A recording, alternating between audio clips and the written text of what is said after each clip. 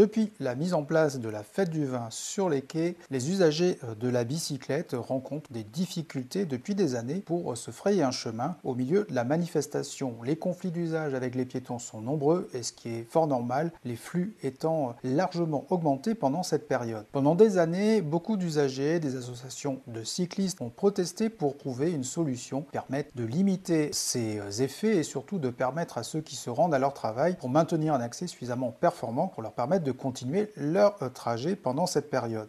Il a fallu attendre 2023 pour qu'une première initiative soit prise en compte par la municipalité de Bordeaux en mettant en place un cheminement parallèle utilisant la voie de circulation automobile. L'année dernière, je vous avais fait une vidéo à ce sujet. On avait testé dès les premiers jours cette piste cyclable temporaire et il faut bien reconnaître que si elle apportait quelque chose, vraiment un vrai plus par rapport à ce qu'on avait auparavant, elle souffrait quand même d'un problème conceptuel qui n'empêchait pas les motorisés de l'utiliser, ce qui limitait très fortement son impact. Laisse la vidéo en lien pour la revoir si vous souhaitez. Cette année, on s'attendait à ce qu'il puisse y avoir un dispositif alternatif qui permette de maintenir la circulation des cyclistes, surtout que le trafic ne cesse d'augmenter dans ce secteur des quais. Malheureusement, la solution qui a été trouvée cette année, c'est juste de mettre des panneaux d'interdiction. Alors quand on sait le panneau d'interdiction, il fonctionne très bien lorsque les flux sont relativement raisonnables, mais dès que les manifestations se déroulent et dès que les flux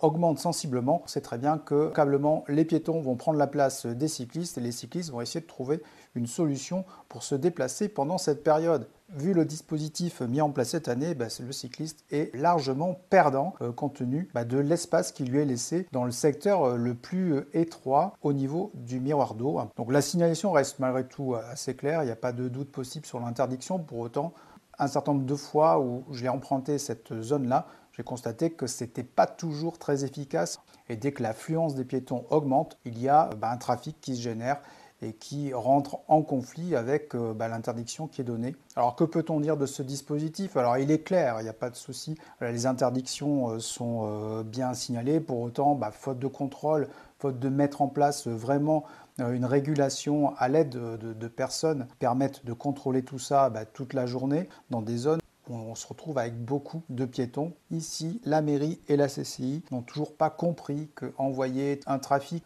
cyclable dans une zone qui est contrainte en largeur, où de toute façon il n'existe pas de solution particulière, c'est extrêmement compliqué. Il faut clairement utiliser la voie motorisée temporairement, banaliser un espace, qu'il n'y ait pas de conflit entre les piétons et les cyclistes. On notera que quelques améliorations par rapport à l'année dernière au niveau du balisage et notamment des barrières qui cette fois-ci ont été quand même globalement mieux positionnées et qui n'empiètent pas sur la piste cyclable. Quelques améliorations, un dispositif relativement perfectible dès lors que les flux augmentent sensiblement.